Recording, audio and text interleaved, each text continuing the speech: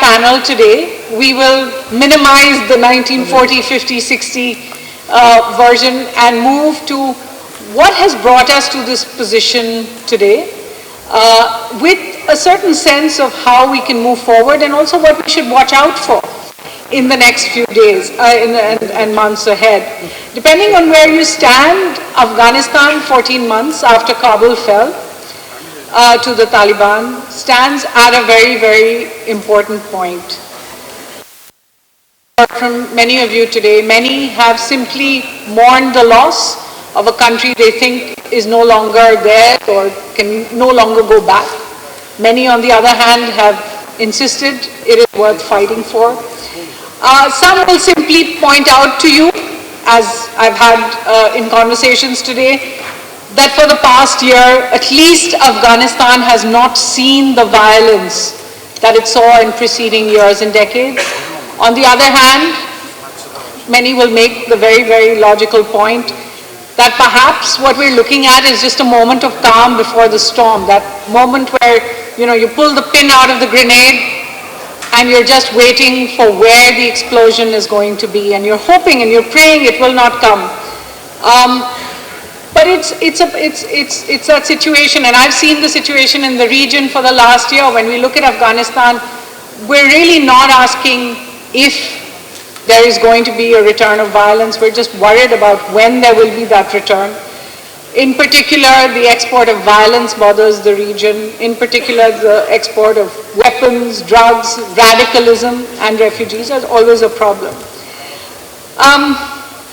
If nothing else, even if the Taliban and other players very active in the country don't encourage one or the other terrorist group, the fear is that dire poverty, widespread hunger and malnutrition, as well as health epidemics could turn another generation. So again, I'm talking about the future worries of Afghans towards the gun. These are all real worries because we know that terrorism is no longer just about security. Terrorism is very much connected with every part of society, and those who use terrorist groups, who instrumentalize terrorist groups, whether they're inside the country or outside it, are actually changing the course of an entire society's future. So during this discussion, I really hope we can speak about the security realities of today. What is the role of global stakeholders in Afghanistan, particularly the countries that are represented here, and Mr. Nabil as well. And then tie it perhaps back to the subject that we have all gathered to talk about, whether we can actually find a way forward to an inclusive political system. I'd like to welcome, to begin with, I'll introduce all our guests. General Nikolai Platikov, he's at the Institute of Oriental Studies, the Russian Academy of Sciences. He will speak, he has chosen to speak from across the way. I hope that doesn't mean that you are not with the panel on many of the issues. We have General Asad Durrani, the former DG of the ISI from Pakistan. Ramazullah Nabil, former DG of the NDS. As well as Colonel Adolia, former Director of the U.S. Army Peacekeeping and Stability Operations Institute and Counterterrorism Training Center in Afghanistan. I'd like to start with you, General Platikov. How do you see the security situation today? We have seen an attack even on the Russians in this time. A recent Moscow dialogue, which I think you were at in Moscow format, for the first time after all these months decided not to invite the Taliban to it. Is there a shift in how you see the situation emerging inside Afghanistan, and where do you see the security situation today? Соседи не выбирают, соседи от Бога. Если у соседа все хорошо, то будет покой и порядок в твоем доме. Эта истина полностью применима и к Афганистану. События, происходящие в этой стране за последние 40 лет, оказывают и, судя по всему, будут оказывать на ближайшую перспективу серьезное влияние на всех его соседей. Что мы имеем на сегодня? Сразу оговорюсь, я не представляю здесь государственную структуру, выскажу свое личное мнение как ученый, в недавнем прошлом профессиональный военный, который много лет занимается афганской проблемой. В Афганистане новое правительство, сформированное талибами. За это время ему удалось устоять и не рассыпаться под грузом огромных проблем. Ему также удалось остановить масштабные боевые действия, которые длились на протяжении 20 лет.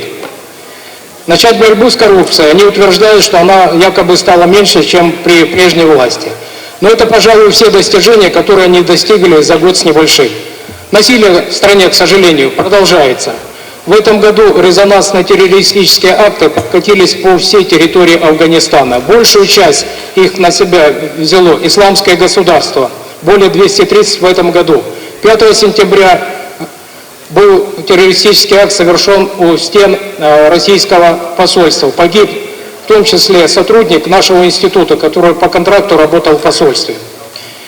Насилие – одна из причин миграции из страны. Афганистан покинуло очень много образованных, талантливых людей, способных принести пользу своему народу. Мы сегодня в этом неоднократно убеждались. У талибов много проблем с государственным управлением.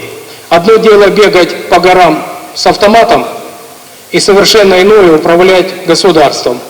Я всегда говорил и буду говорить, в Афганистане власть взять легко, но удержать ее очень трудно. У талибов нет квалифицированных кадровых управленцев. Несмотря на обещания, они пока так и не стали объединяющей силой для всего афганского народа. Наблюдается усиливающийся раскол движения талибов на так называемых умеренных и радикалов. Борьба между ними не позволяет правительству исполнять международные обязательства по борьбе с международными террористическими организациями. В стране тяжелейшая гуманитарная ситуация. Сегодня об этом говорили, будут говорить и завтра, не буду останавливаться на этом вопросе. Пока ни к чему не привели и обещания талибов искоренить культивирование опийного мака. Согласно данным Управления Организации Объединенных Наций по наркотикам и преступности, выращивание опийного мака в этом году по сравнению с прошлым возросло на 32%. По информации наших коллег из Ирана, увеличился незаконный оборот опия на границе с Ираном. Наряду с наркотиками опийной группы в Афганистане растет производство синтетических наркотиков. В стране много наркозависимых, в том числе среди женщин и детей.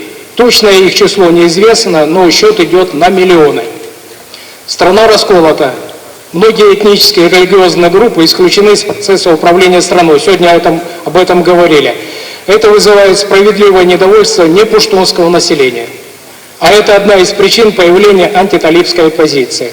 Для России, Казахстана, Киргизии, Узбекистана, Туркменистана и Таджикистана угроза в первую очередь исходит от террористических и криминальных группировок, которые оперируют на севере и северо-востоке Афганистана. Чаще всего это Джамаат Ансаруллах, который трансформировался в движение талибов Таджикистана, исламское движение Узбекистана, исламское движение Восточного Туркестана. Есть также структуры, исповедующие идеологию Аль-Каиды, откровенно криминальные банды, а также адепты местного филиала исламского государства. Все вышеупомянутые структуры занимаются переправкой наркотиков по так называемому северному маршруту и контрабандой природными ресурсами, тесно сотрудничая с транснациональными международными преступными группировками. Наркотики, драгоценные, полудрагоценные камни, золото, мрамор и так далее – это основные ресурсы, позволяющие всем вышеназванным структурам существовать.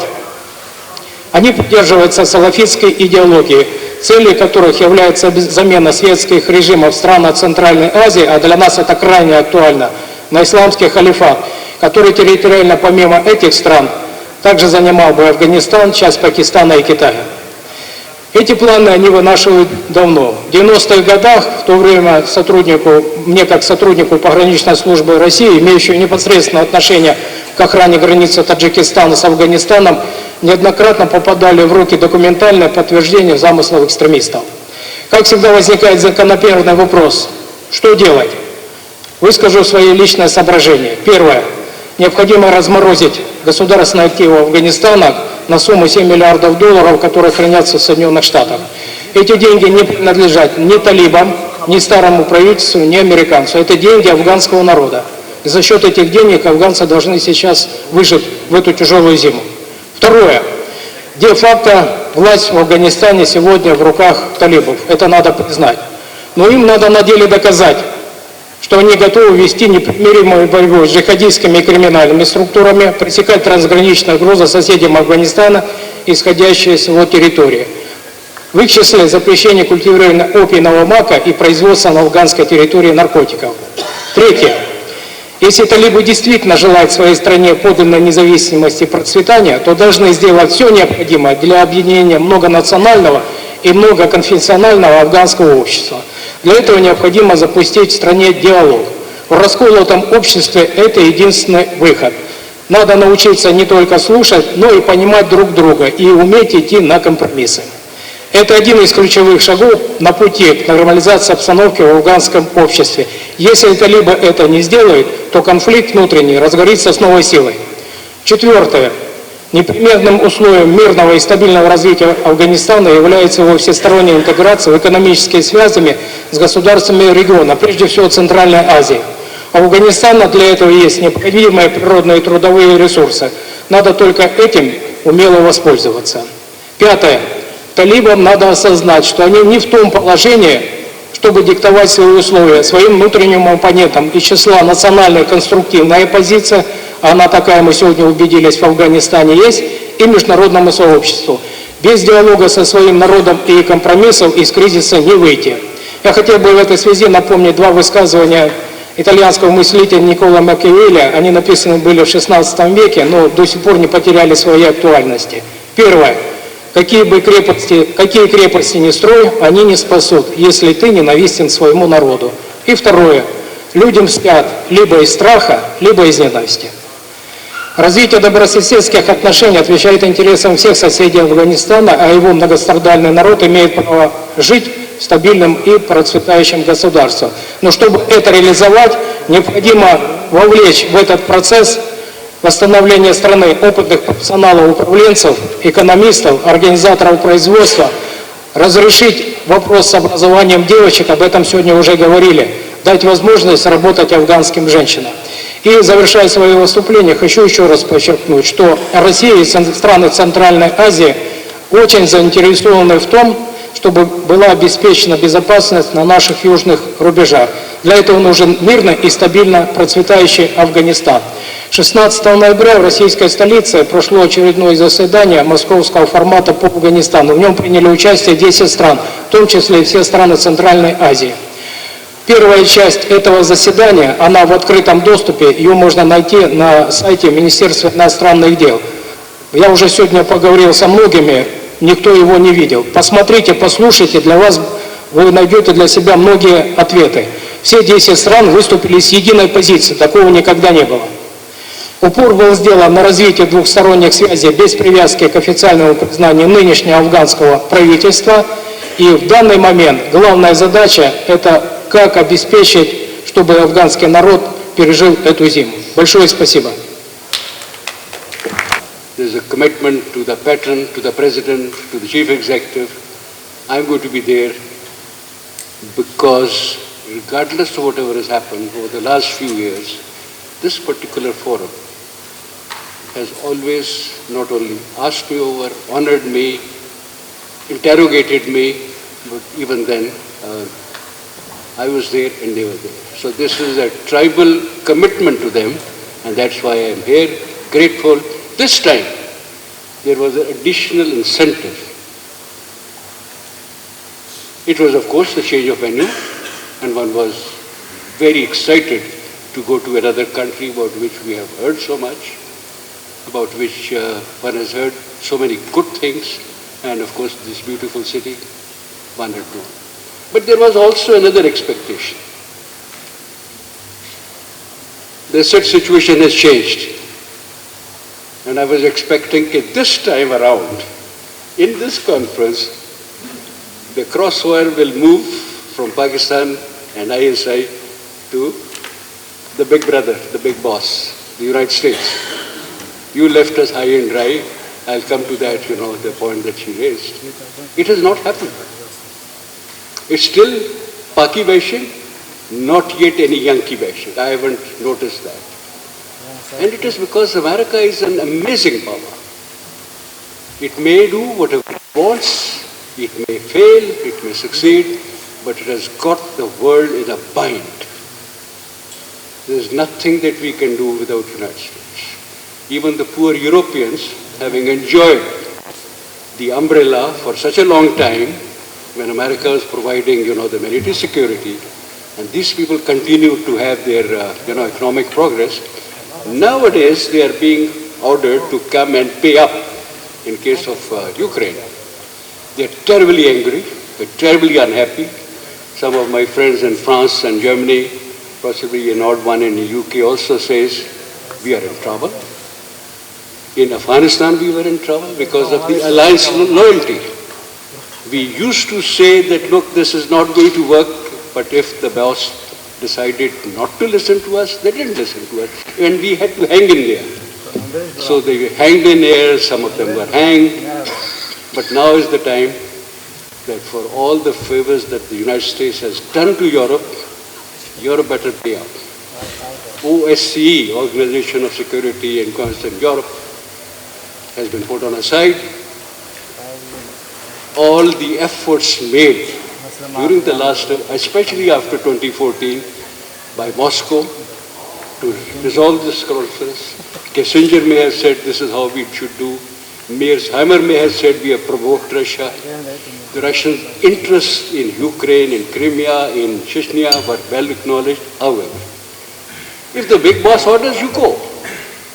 Because it's not only their order, it is also because they take care of, in this particular case, they take care of the three main threats. Euro was becoming too big for its size, challenging dollar as the leading currency. China creeping in roads and belts and so on and so forth. And the Europeans, these ungrateful Europeans were also cozying up to the big bear in the east, trying to work out a European solution. How can you tolerate that if you happen to be the sole surviving superpower? So in one stroke, at least the progress on these has been halted. So my compliments, I must pay. This is very well done, except we come now to Afghanistan and the subject.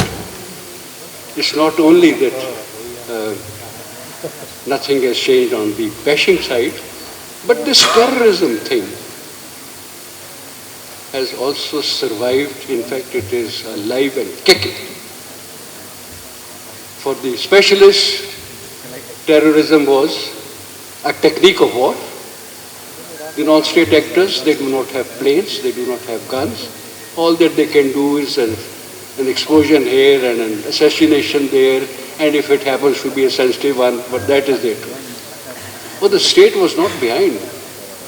State was also, according to the old State Department definition, never made public, and we'll tell you why it was not. Deliberately targeting non-combatants to achieve a political aim was a very good way to define it. I think it was 40 or 50 years ago that this concept came up, and then someone said, halt. Let's not make it official, because that would make the state the main terrorist, because the state does the same.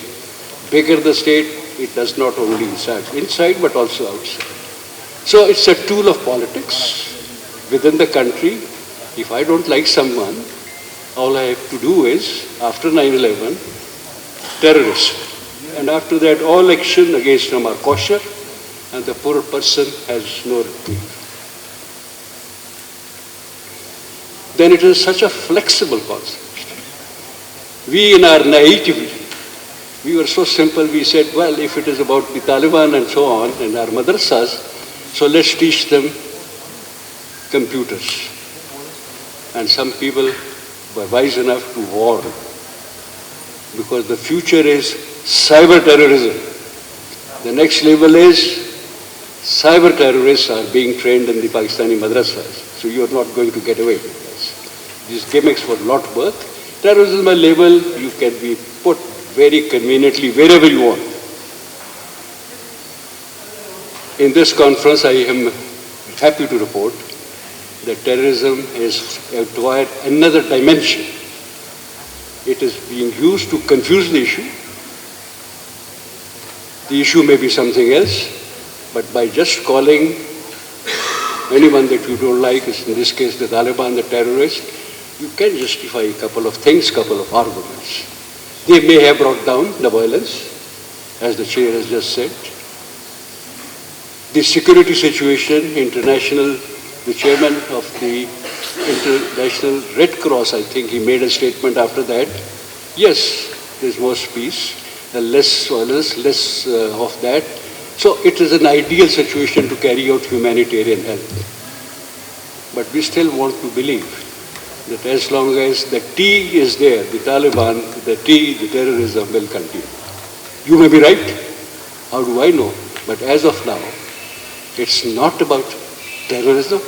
It's about their policy. It's about 40 years of war. It is about the unity within their ranks. It is about their problem within the hardliners and so on. That is not going to be discussed because that's not the idea. The idea is to stick the label and maintain it. Kinetic part of the terrorism is over, but otherwise the semantic part. If they're oppressing the women, I'm not going to defend that. They are doing it, and the reasons I think in the previous panels have been discussed. But the difficulties that they must be facing, and I can imagine 40 years of war, how much China gets broken, what all has happened in a complex country like Afghanistan, further divides.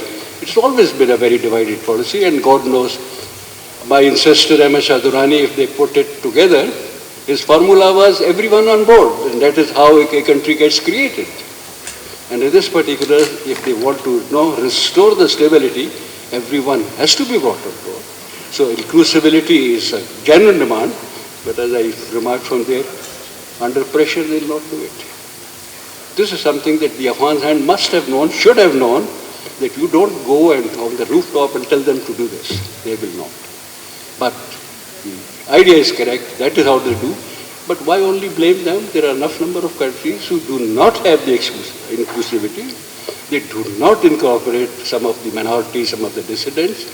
But in case of Afghanistan, it is their requirement, it is essential, everyone on board to get Baba Shah's formula back on track. Global wall of terrorism was a big scam. It actually meant war in Afghanistan, but by saying global war on terrorism, there was another hype that was created. The countries did not coordinate with each other. No two countries that I know that swam together, they did not even exchange enough information, only that suited them. Everyone had his own favorite terrorists, own favorite techniques, and that is why, it continued till today, and it will go beyond.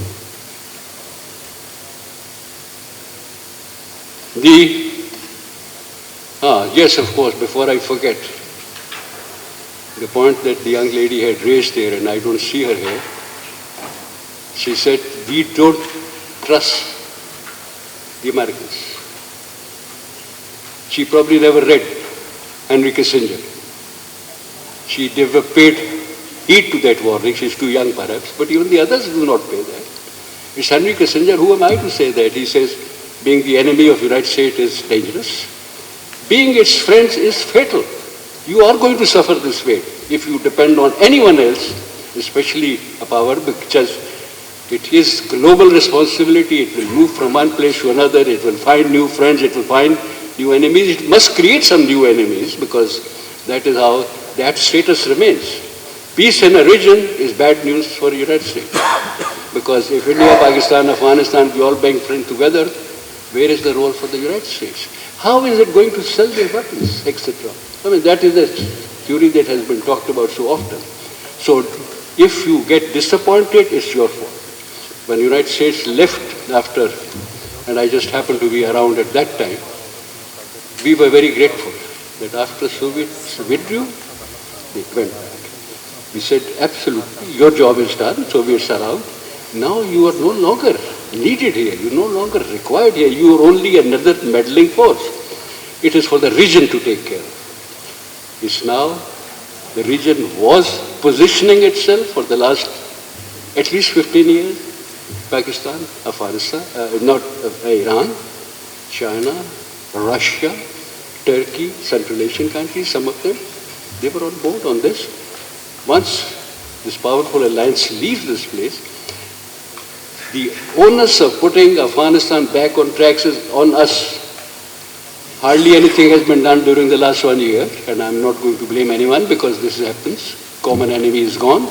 Now you're on your own, you're looking for something else. And we don't want them to come back to unite us. But the idea is that for a country like Pakistan, it is an important one, and we have not risen to the task. Yeah. Twitter, on a lighter note. On the Twitter, someone said, come on, the Twitter handle is the most effective means of diplomacy. There are Western diplomats in Islamabad who believe that they can run the country on Twitter. So don't get so upset because some lady here talked about the Twitter ban. Thank you. Thank you very much. Thank you, General Durrani, and you didn't spend any of your 12 minutes really speaking about Pakistan, except I saw that you accused Pakistan of naivety, which I don't think anyone else has. Mr. Nabil, if I could come to you. In many ways, as I said, this is a mea culpa panel, if you like. Everyone has been accused of letting down Afghanistan, and that includes your government. You yourself were the head. Of course, understand why. So I want to ask you really, as it stands today, where do you see the international community's role really lies? I ask this because, on the one hand, the international community's overarching goal, and you can see it from what we've heard from the speakers, is to ensure that that Afghanistan does not become an area where cross-border terrorism emanates ever again. So most people are very worried that whatever happens in Afghanistan stays inside Afghanistan. In order to do that, they have their links with the Taliban today. What are your expectations from the international community? And again, where do you see the security situation? Thanks a lot, ma'am. دلوی بخون که خدای پنامه در والی اول جا داره از دکتر صاحب مرادیان همکارای عزیزشان در انستیتوت مطالعات استراتژیک افغانستان و همچنان از آقای قاسم شاه سکندر، استاد قاسم شاه سکندر و همکارانشان در مرکز مطالعات منطقه افغانستان تشکر کنم بابت برگزاری بسیار کنفرانس مهم در بسیار مقطع زمانی مهم که زحمت کشیدن و همچنان جا داره صمیمانه از کشور دوست و برادر افغانستان یا به اصطلاح انگلیسی and all weather friends of Afghanistan تاجیکستان تشکری کنم بابت زمینه سازی به این کنفرانس بسیار مهم. As we are all aware, the cautious optimism for an enduring peaceful settlement on the crisis in Afghanistan came crashing down last year with the complete departure of US and NATO forces, which was followed by the collapse of the Afghan government and the takeover of power by the Taliban.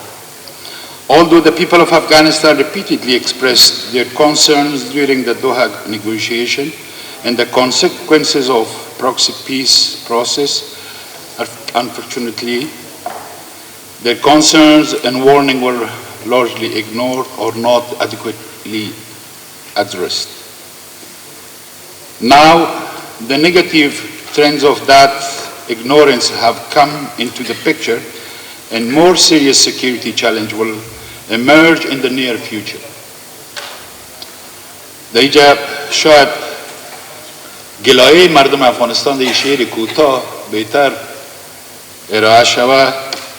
من از بیگانگان هرگز ننالم، اما ما چون یک سال گذشته تقریبا همه ما در حالت پنیک یا در حالت شاکینگ بودیم، بیشتر کوشش میکردیم از یک دیگه گلایه کنیم و زیاد فوکس ما سر از این نبود که راه بیرون رفت چی است. ما تا بعد از این باید وارد این مرحله شده باشیم که چگونه ما میتونیم در شرایط فعلی خطری که تمام منطقه را و بالاخره فرامنطقه تهدید خواهد کرد چگونه بیرون شویم، چون واقعات 9/11 و دیگر واقعات نشان داد که آنچه که در افغانستان مگذره تاثیراتش بالای منطقه و فرامنطقه حتمی آمده نیست.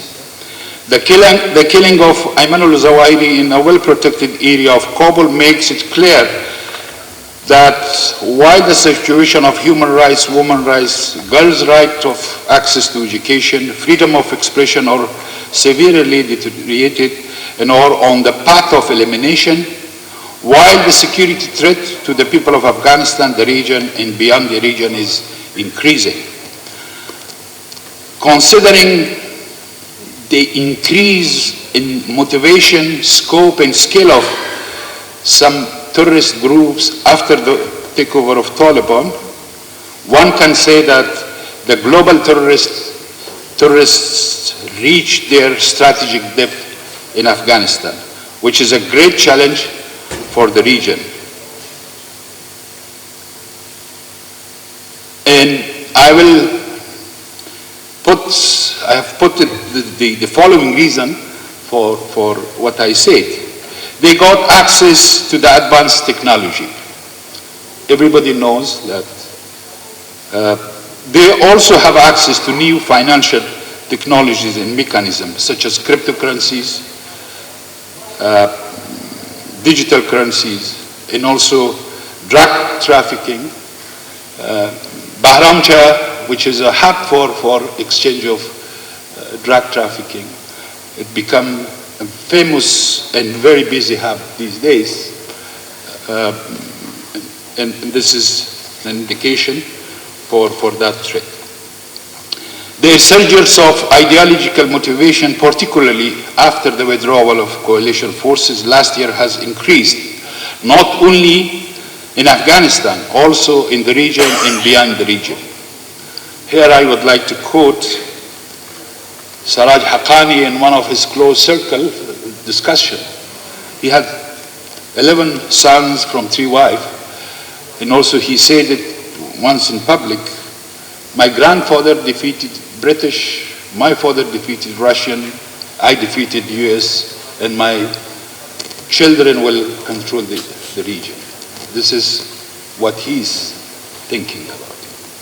They have the desired and strategic territory.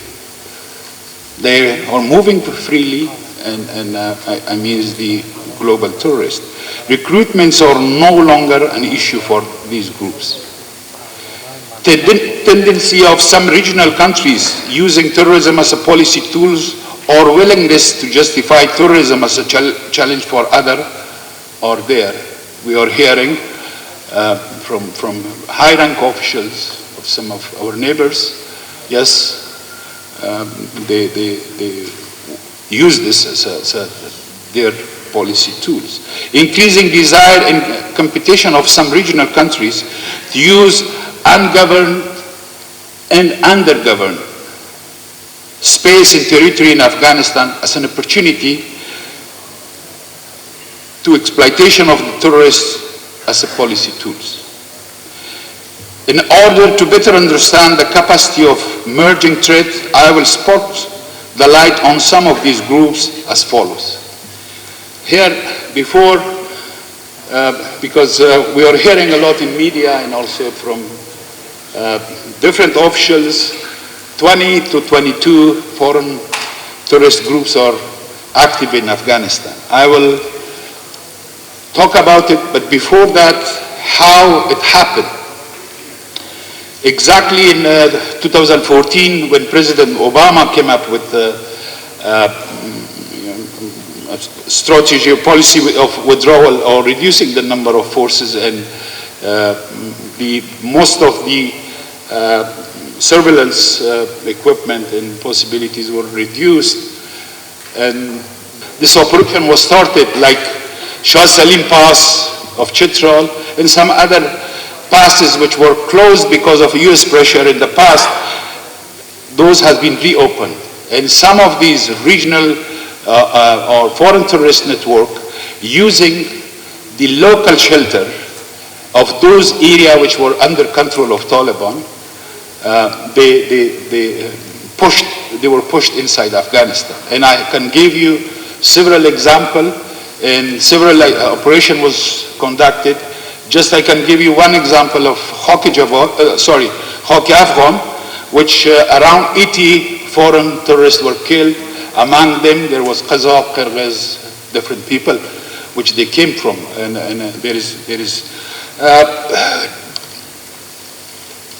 when all this happened, and when the unity government was formed, sadly the leadership of Afghanistan, unity government, their priority has changed. Mostly they were busy they got busy with some other things, and because of that, and also security forces were busy because of the second term of the election, and also the dispute of result. Somehow those was a big challenge. Anyway, I will come just quickly to some of the names of these groups, and also depending on time and maybe some question, I can give you the name of this group, who is the leaders, will be the possible leaders, number of the approximate fighters, major area of activities. But just I will concentrate now on the name and also the leaders. Al-Qaeda Central, which it's very clear, and after the killing of Zawahiri, 5 names are floating around. Saif al-Adl, Sheikh Hamza, Sheikh Abdul Karim Misri, Abu Ubaidah, and Sheikh Abu Abdurrahman. Based on some information, there is debate whether they should have one single leader, like the past 2, or it should be a council of 4 or 5 people, because there is some competition. The Egyptian should be replacing Zawahiri, but some others, but still there is a debate. About the number, we have some of the number which was given in the past by some intelligence community. I'm not agreeing with those numbers, because after those numbers, which was mentioned between 50 to 80, there was an operation in Herat district and also in Helmand. Out of that, more than 150 Al-Qaeda were killed. Means that figures were not true. Because of that, now I can say tentatively about 300 to 400 Al-Qaeda members are there, and probably the number. Al-Qaeda Indian subcontinent, which are mostly the fighters are from Bangladesh, Pakistan, India, Sri Lanka. They are more concentrating on the South Asia. They are based in Zobol, Paktika, Helmand, different area. Right now it's run by somebody by name of Osama Mahmoud, who's originally from Pakistan. He's the leading figure, and their target is more. ISK Sanaullah Ghafari, I think famous name, they have around 4,000 fighters. After the takeover of Taliban, 2008, after the Lal Masjid attack in 2007 during the General Pervez Musharraf era, and the main creator was, somehow, Ikramuddin, an officer, actually the father-in-law of Baytullah Masood was behind this, and through his help, this was created, and I can talk about it more and more. Between 5,000 to 6,000 fighters. Now, Nurwali Masood, TIP or ETIM, Turkestan Islamic Party, between 700 to 800. Haji Furqan and Abu Zar and some others are running that. IMU, which is very famous Islamic movement unit of Uzbekistan. Katibe Imam Bukhari,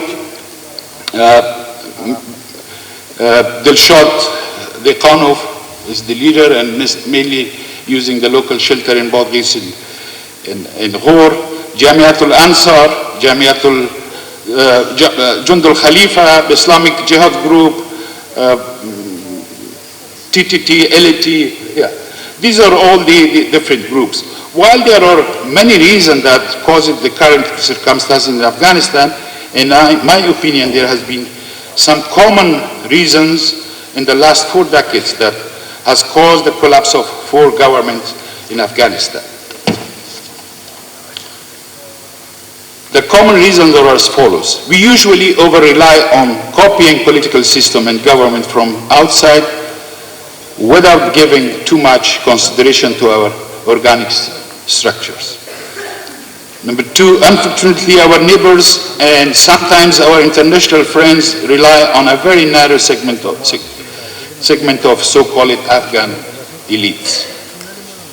Number 3, sadly, some of our neighbors, despite their public statement of cooperation for peace and stability in Afghanistan, in their action, they continue to promote proxy conflict in Afghanistan. In particular, one of Afghanistan's neighbors has a long history of supporting military, the most extreme element in Afghanistan, and have actively undermined the moderate elements in Afghanistan. As a lessons learned, I would like to conclude my statement as follows. Number 1, extremism does not just reside inside Afghanistan's border. It has been proven that any unilateral peace deal with the Taliban is not a generational game changer. Without recognizing anti-peace character of the mentioned extremist group forces as a whole, and as a matter of fact, peace process and efforts cannot be achieved the desired result. Rather, it will be the repetition of the same 4 decades cycle for the people of Afghanistan. I would like to emphasize here that one cannot distinguish between nurturing good extremists and bad extremists for the purpose of the geopolitics.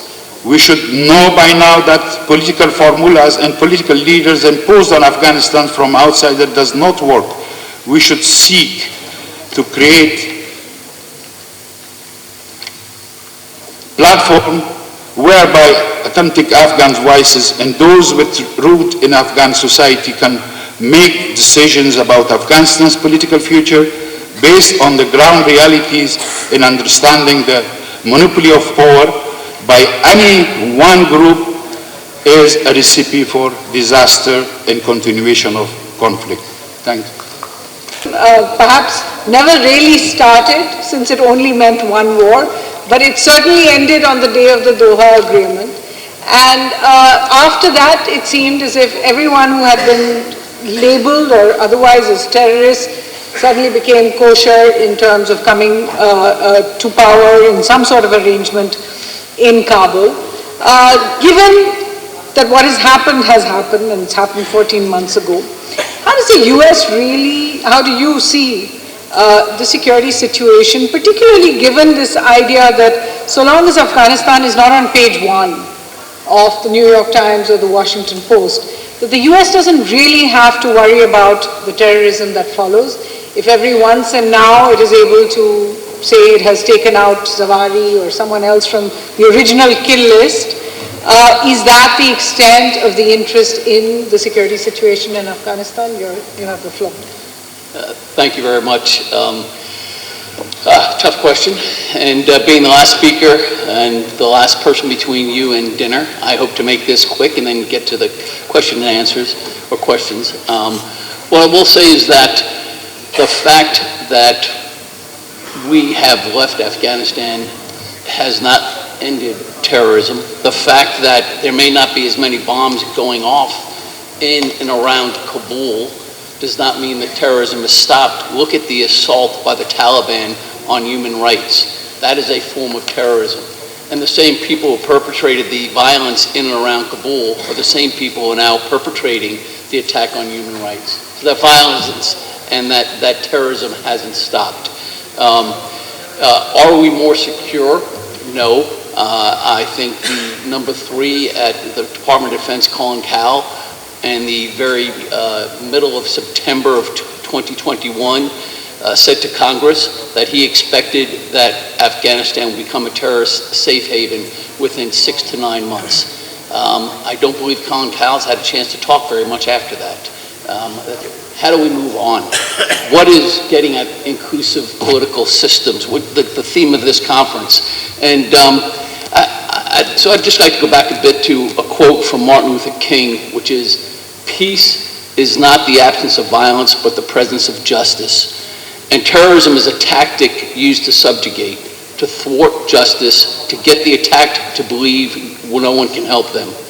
Terrorists can use economic means, corruption, and we saw that present in the Afghan regime. They can use military means, weapons and bombs, and we've seen that. They can use gender means, and we're seeing that now, but it's been something that's been used in terms of sexual assault and sexual exploitation. And they can do all of this to justify fundamental religious goals and or political objectives.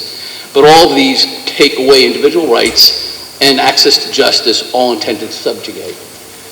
Many have said that terrorist attack that kills you is bad, but terrorism that leaves you alive yet dead inside is worse. And again, looking at political inclusiveness, how do we get back to getting somewhere and tackling terrorism in a way that we can be more inclusive? Because to get an inclusive political system, we're going to have to work with players on all sides who have used terrorism as a tool. No one is clean in that aspect. So how do we get them to forswear the use of terrorism? I think that's going to take time. Yes, we must thwart violent terrorist acts in the short term, but these acts are a symptom, not the root cause of the use of terrorism. And the root cause is disenfranchisement of different people, of different genders, of different political groups. And how do we thwart that? How do we prevent the disenfranchisement and therefore the resorting to terrorism? I think we have to start with, and it may sound naive, I think we have to start with a narrative. What is the narrative for inclusivity? What is the narrative that pulls together how we want to work together to be inclusive, how we want to stop excluding folks from having a say in their political future? How do we stop that? So let's get a narrative together that educates folks on the negative impacts of terrorism, on the negative motives of those who use terrorism. We must lead with a narrative. Then we need to educate all about the different types of terrorism, but again, the single purpose, to subjugate, to steal your rights, to steal your ability to live. And finally, over time, we need to aid in the building of a system that provides justice. Again, leading with ideas and ideals and backing it with actions wins the day. It is easy to say, but hard to do, and so far we have failed. We have not been able to achieve that. 20 years, and we didn't do it. 20 years before that, and it wasn't done. Can we do so in the next 20 years? So let's, at this conference, start to craft that narrative of inclusivity. Rather than point fingers, I've heard enough today. I've heard more finger pointing than I can stand. I really have. How can we craft a narrative of inclusivity? Let's get past the finger pointing. Let's stop blaming each other. Let's start focusing on working together and building unity.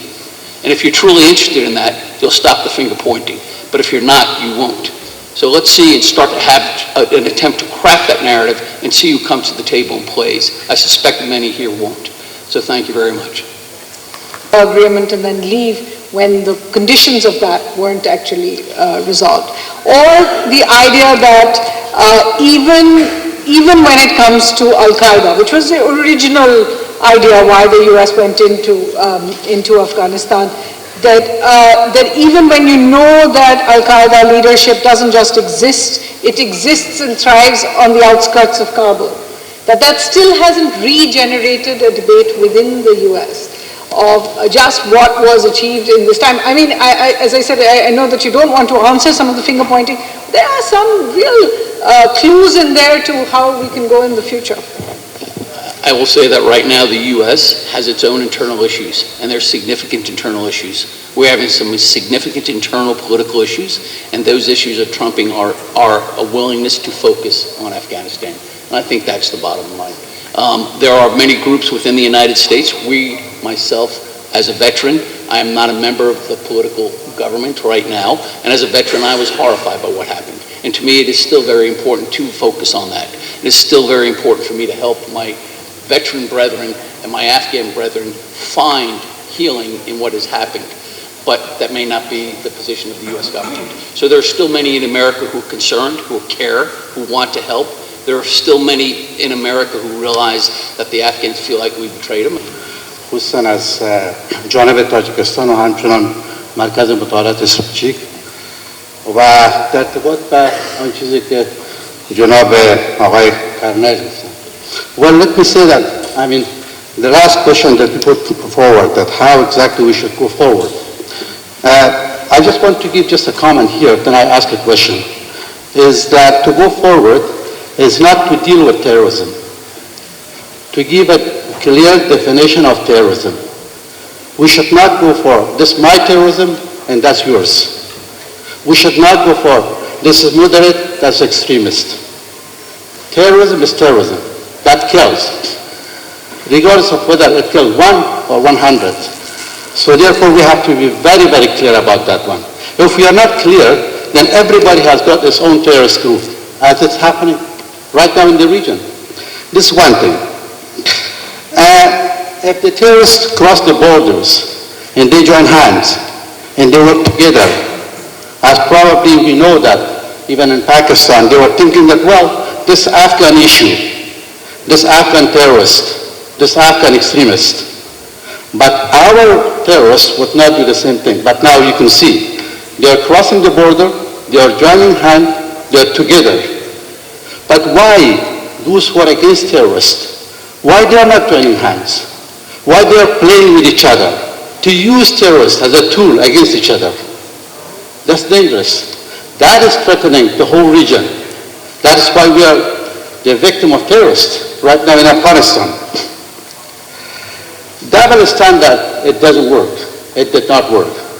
Well, let me say that as soon as Kabul fell, we are very thankful of the government of Tajikistan, especially of the president of Tajikistan, who was so firm, who was a visionary leader, who said that we cannot accept the situation. There must be an inclusive government. There must be a way forward. We cannot deal with terrorists. And that was a firm, fine, nice, clear definition and position. Why don't we have that sort of position? If only we did have that one. Today, what the president of Tajikistan said a year ago, today everybody carries the same thing, that, well, we need an inclusive government. But that was not the case at the beginning. Beginning was that, well, let's see, we're optimistic about the Taliban, hopefully let's see what they can do, and this and that, the whole thing like that. But we know, after 1 year, the Taliban do not have the capacity to govern. They're in deadlock. In every aspect of life, they're in deadlock, except they have got gun to kill and using religion as a tool. But now even the religion, it has been questioned because they are not it's not a religion of all Afghanistan anymore. Their version of Islam, their narrative, that does not belong to Afghanistan, is emanating from the tribal area of the other side, Deobandi from Pakistan, coming to Afghanistan. That is not the religion of Afghanistan. Afghanistan historically have a very moderate version of Islam. That was the case. But because it's not a speech, I just go one by one. I mean, the last thing I really want to say is this. We should stop using terrorism as a tool to compete each other. That does not work. Unfortunately, still that's going on. On one hand, we talk peace. On the other hand, we use exactly the same enemy against each other. We are the victim in Afghanistan. We are the victim in Afghanistan. What happened? A country for 20 years which developed so much kind of hopes and prospect, especially for the younger generation. The whole thing vanished altogether. Why? Just because of one game. How exactly we do that in the whole region? One game that destroyed the whole nation. It's a crime against humanity. I mean, that's what I say. Well, can I just ask one very small question is this. I mean, our friends here, all the experts, shall we say that, do we all agree that Taliban was, do we all agree or not? Or they are part of the. We say yes or we say no. If we say no, that's not the case. What is 20 groups of terrorists in Afghanistan protected by Taliban inside Afghanistan? And that threatening the whole region. Do we all agree that Taliban is a part of terrorist network in Afghanistan and the whole region? May I ask Mr. Nabil first, and then we can go up. Okay, I do want to get to that question because I think General Durrani had a counterpoint of view on labels over there, but I was wondering if I could take a few more questions. Is that okay? Before we go forward, because I can see a lot of hands up and I don't want to miss out. Go ahead, sir. You've had a lot of turns, haven't you? Will you wait and let me get a few more voices in on this conference. Why don't you go ahead, sir? تاجیکستان خاطر دستگیری و یاری و همکاریش با مردم افغانستان. یک واقعیت بسیار واضح این است که مردم افغانستان مردم 20-30 سال پیش نیستند. امروز همه چیز میدانند. ملامت و سلامت خوب میشناسند و علت سقوط هم میدانند، عوامل سقوط هم میدانند و کسانی که این حال روز بالای مردم افغانستان آوردن اینا را هم خوب میشناسند. واقعیت های افغانستان گم نیست. هم مردم افغانستان، تمام گروه ها در داخل افغانستان و هم منطقه و جهان واقعیت های افغانستان را خوب میشناسند. اما این که قبول ندارن واقعیت ها را بحث جداست. تا واقعیت ها را هم قبول نکنیم به جای این است که مشترک بشریت است. اما قربانی را اکثریت قربانی را به تنهایی مردم افغانستان پرداختند. مردم افغانستان قرضدار اخلاقی است.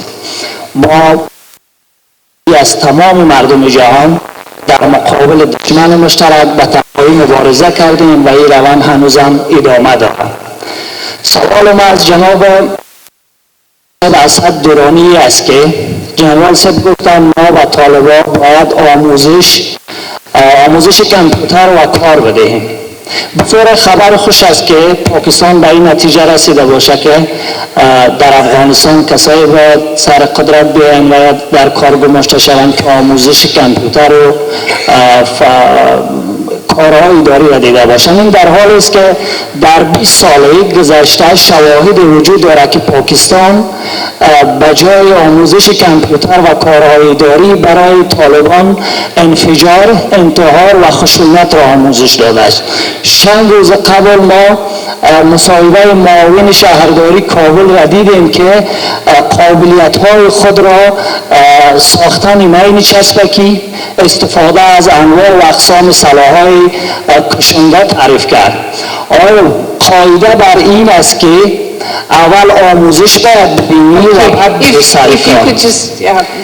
وقت اول آموزش باید ببینی بعد بری سر کار. چگونه میتوان یک وزیر، یک معین، یک رئیس را که تمام مهارتش انفجار انتحار باشه و بعد او را بیاری در یک کشور شکست خورده با این همه مشکلات در افغانستان از سر تا آغاز بکنی با آموزشش و امیدوار بود با آینده خوب یک کشور مثل افغانستان. تشکر. Thank you. Ms. Aisha Siddiqa is next.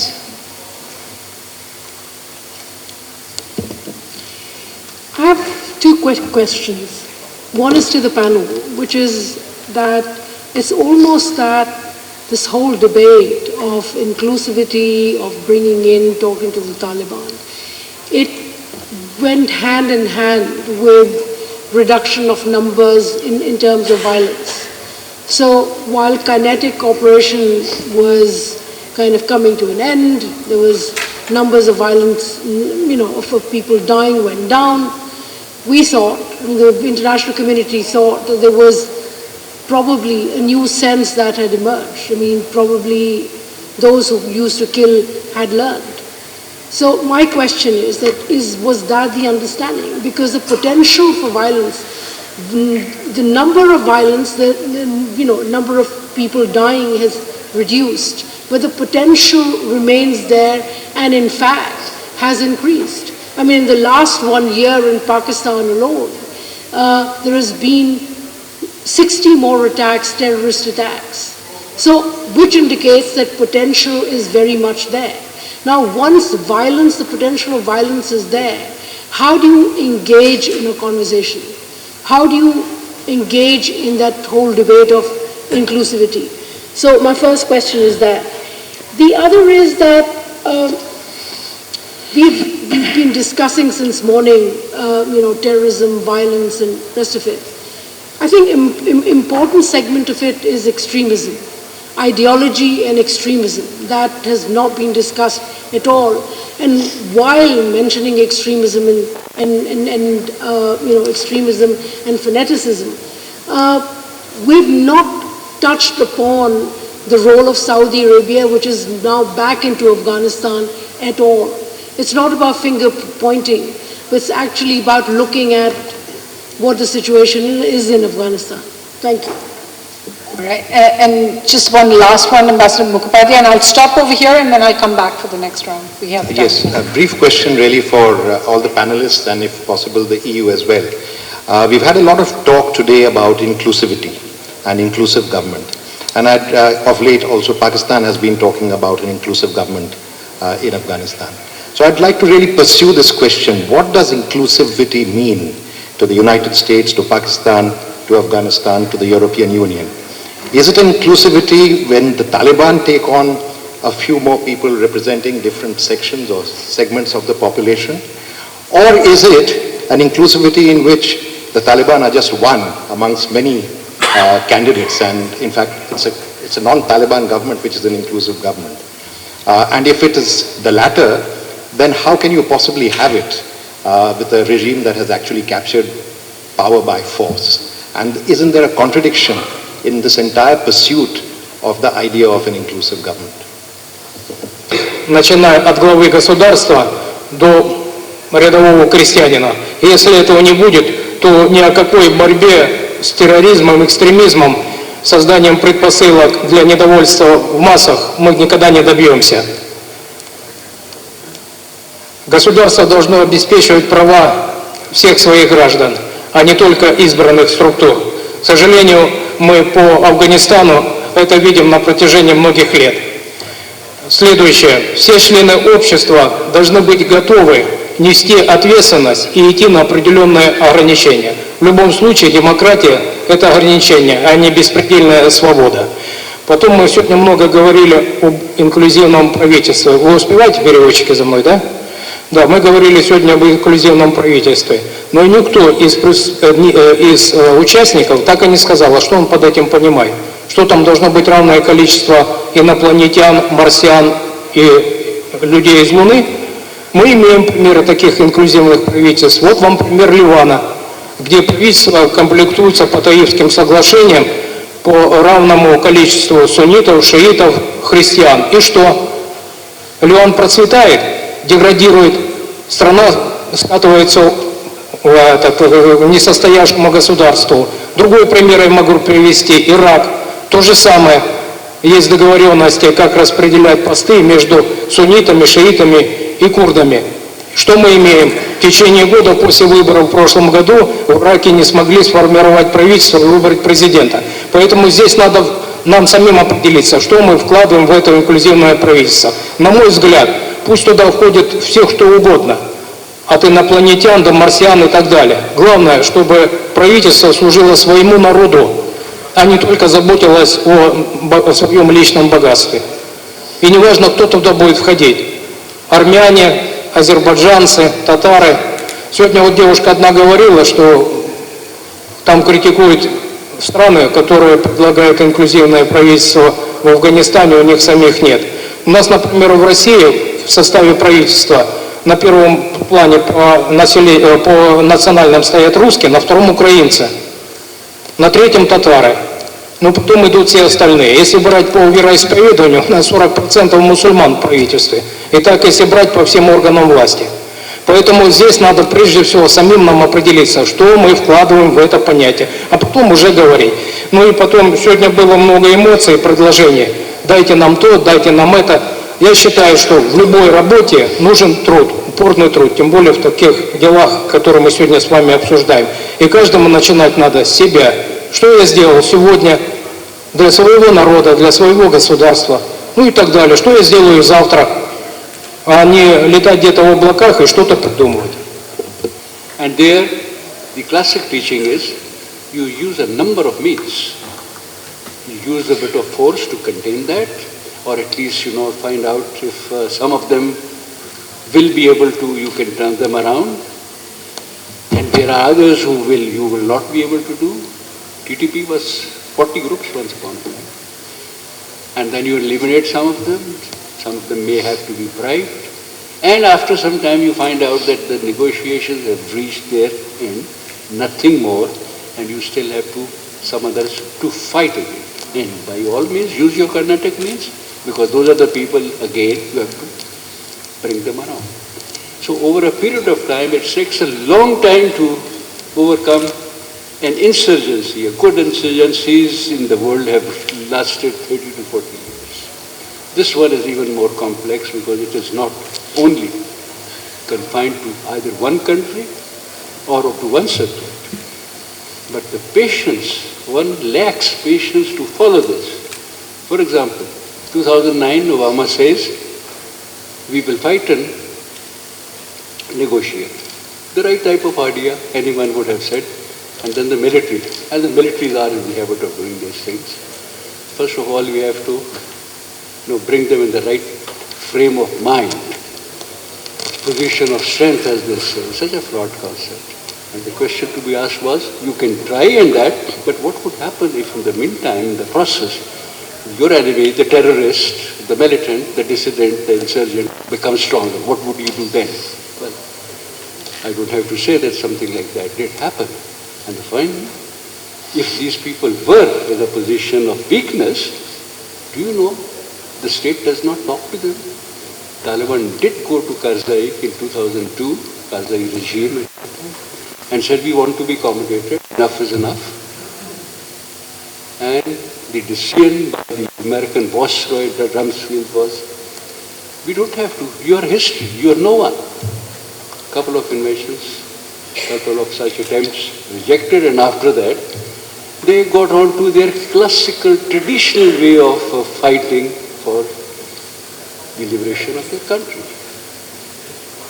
And in that, if you sit behind a rock, you become a formidable warrior, and I have not known any technique that will take care of that unless, you go through a very circuitous way, and for that people had lacked patience. Sir, that was the reason that every time we do that, find our own terrorists, we carry out mostly the muscular policy against them, and that has always backfired anywhere in the countries, in any country. So they increase. And that is my explanation. Mr. Nabil, do you want to take a quick stab at the inclusivity question and the question of how the Taliban now can be dealt with if it is, as various speakers have said, if the terrorists have been brought to power, now how do you deal with them?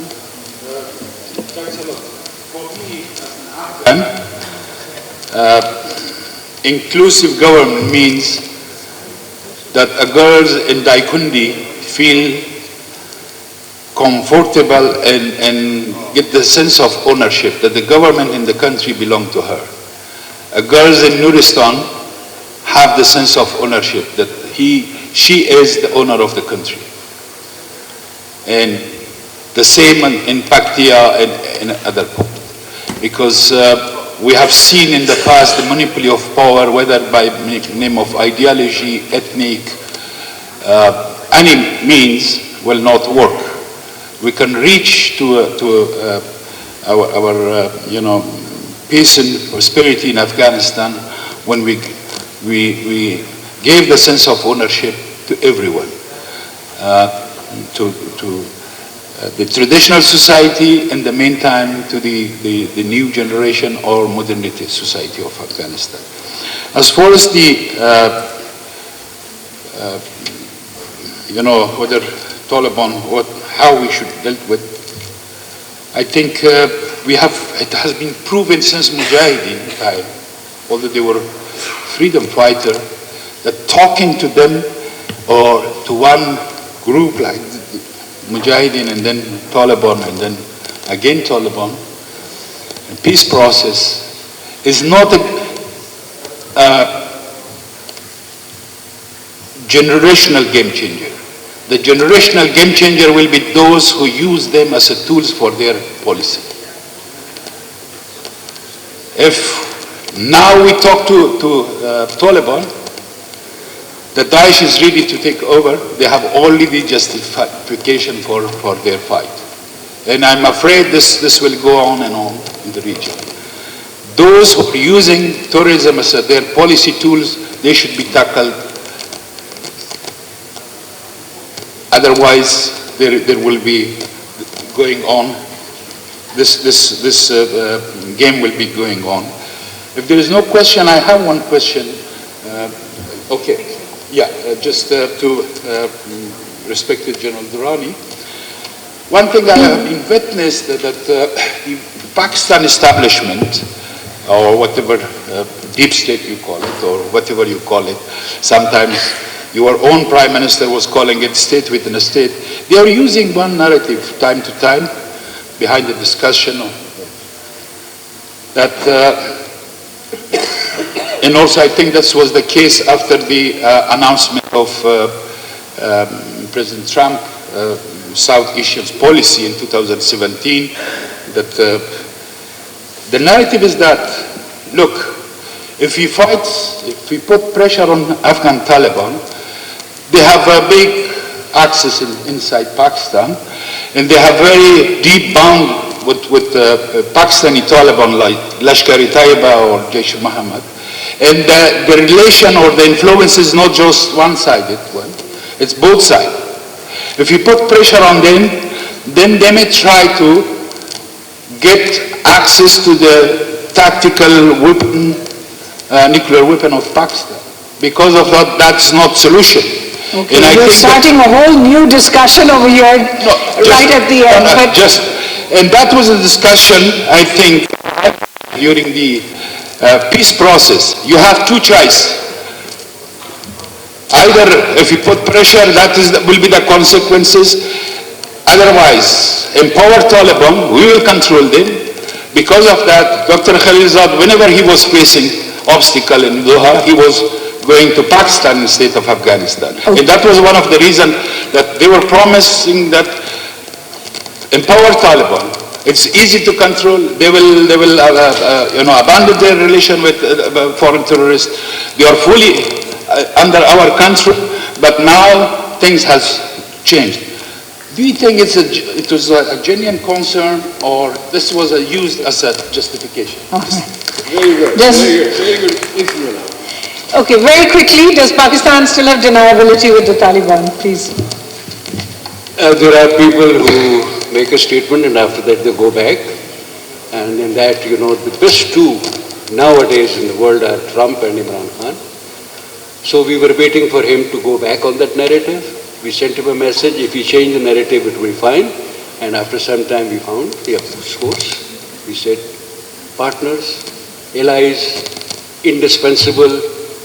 Imran Khan and his wife, or no, Imran Khan and his others, they were welcome there. So that was the end of the matter. Just before I come to you, Colonel, I think Dr. Spanta and Ambassador Haidari had, just keep it very brief because now we are between us and dinner. Very brief. Well, the terminology of political science. There's thank United States after the Second World War brought political science to Germany as a democratization of science. Before that, we had political science, a free discipline of social sciences in the German universities. But let us to be loyal to this achievement that came after the defeating fascism.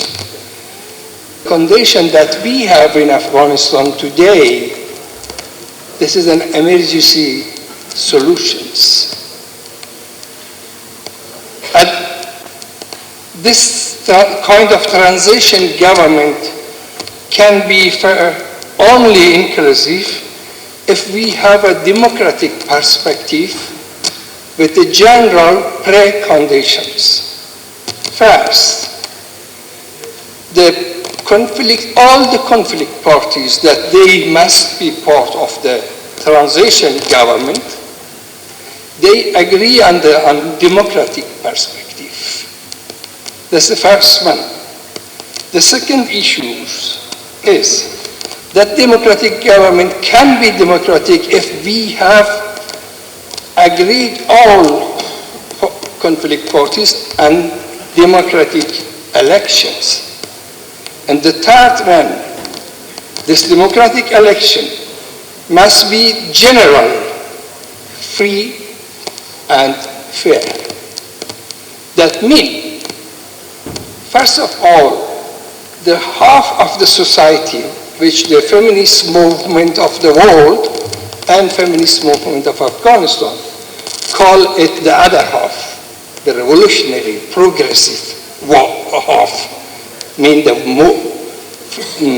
women movement, must have the vote rights. A government cannot have a democratic perspective if the parties cannot agree on the vote, freedom, fundamental freedoms for its, first of all, for its half of the society. If we agree, friends, from Pakistan, United States, let me put also India in this concept now, all.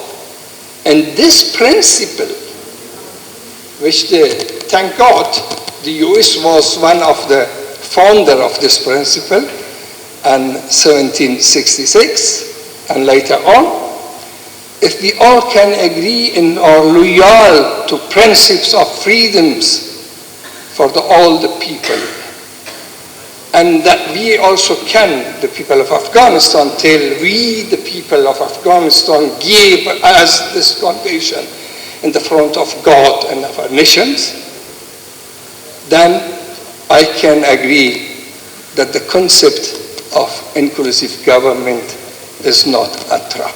Thank you very much.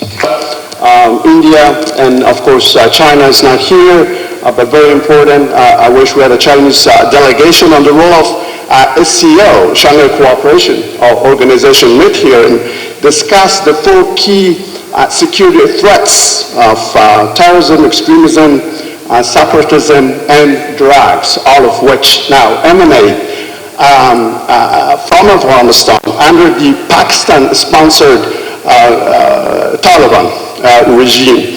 So my question is whether there is, of course, this consensus which you discussed, and we hear from Indians, who are from Chinese, of course, recently have been looking very deeply into their grand strategy versus America's Indo-Pacific, that Afghanistan has a place and is important to all of you in terms of securing your borders, but also ultimately accessing Afghanistan's natural resources, driving regional economic growth and so on and so forth, especially when it comes to China. Now, SCO was established as the diplomatic and security intergovernmental organization.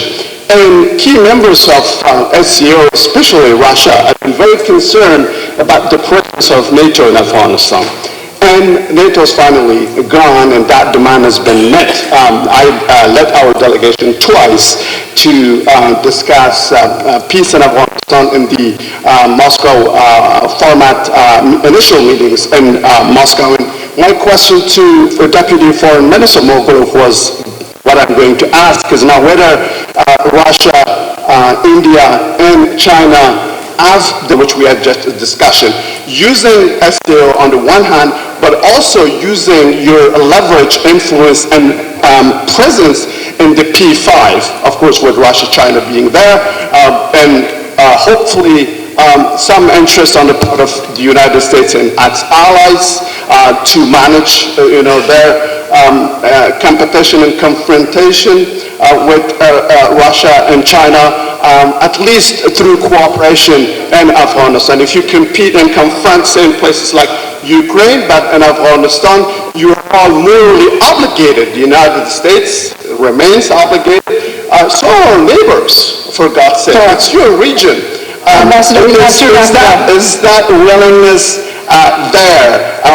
Will Russia, at least through this format, Moscow format, but also your principal role in SCO, actually operationalize SCO to help stabilize Afghanistan, especially operationalizing RATS, this regional anti-terrorism structure, and adding also a peace process component to get the status quo in Afghanistan rationalized by forming an inclusive government. This is for all of you, for Russia, China, Thank you. We're going to have to stop. After the root cause of why people are resorting to terrorism.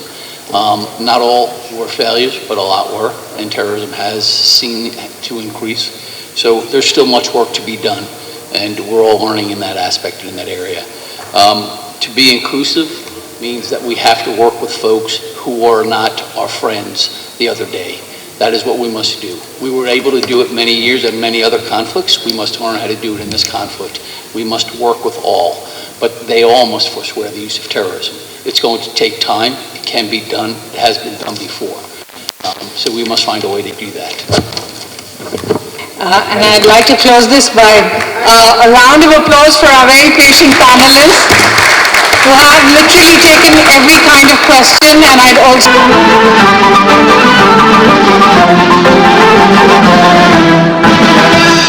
وطن عشق تو افتخارم وطن در رهت جان نثارم وطن عشق تو افتخارم وطن در رهت جان نثارم وطن خاک پاکت بهشتم وطن گلخنک لاله زارم وطن خاک پاکت بهشتم وطن گلخنک وطن عشق تو افتخارم